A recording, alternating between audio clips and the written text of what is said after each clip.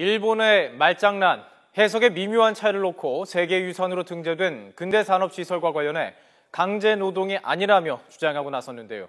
우리 정부의 대응에 관심입니다. 우리 정부는 일본이 강제노동 사실을 인정했다는 내용의 자료를 외교부 홈페이지에 게시했습니다. 아직 적극 대응은 안 하고 있지만 일본이 강제노동 사실을 계속 부인할 경우에 상응하는 조치를 취할 것으로 보입니다. 황혜경 기자가 보도합니다.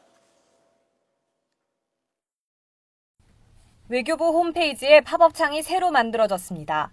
일본 근대산업시설의 세계유산 등재에 의사에 반하여 강제로 노역한 역사가 반영됐다는 제목과 함께 영문으로 된 일본 측 발언문과 우리 측 국문, 영문 발언문이 게시됐습니다. 외교부 측은 일본 근대시설의 세계유산 등재에 조선인 강제노동 사실이 반영됐다는 점을 국민에게 알리기 위해서라고 설명했지만 일본에서 강제노동을 부인하는 움직임이 거세지고 있는 만큼 이를 반박하는 정부 입장을 분명히 한 것으로 풀이되고 있습니다.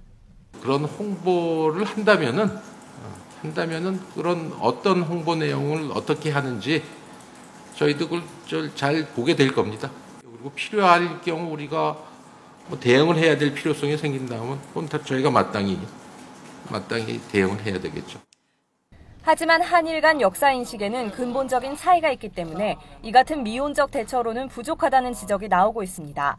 일본은 조선인 강제징용은 당시 국민징용령의 근거에 이루어졌기 때문에 불법도 아니고 강제노동도 아니라는 입장인 반면 우리 정부는 1965년 한일 기본조약에 따라 과거 한일 간 조약은 모두 무효이고 자연히 강제징용도 불법이라는 입장이기 때문입니다.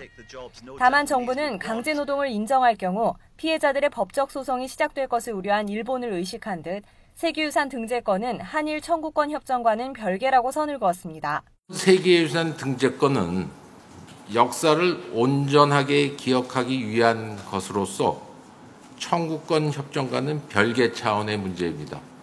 정부는 당분간 일본 측의 대응을 지켜본다는 방침이지만 강제노동 해석을 둘러싼 잡음이 계속된다면 다소 봉합되는 듯했던 한일 관계에 새로운 악재가 될 것으로 보입니다.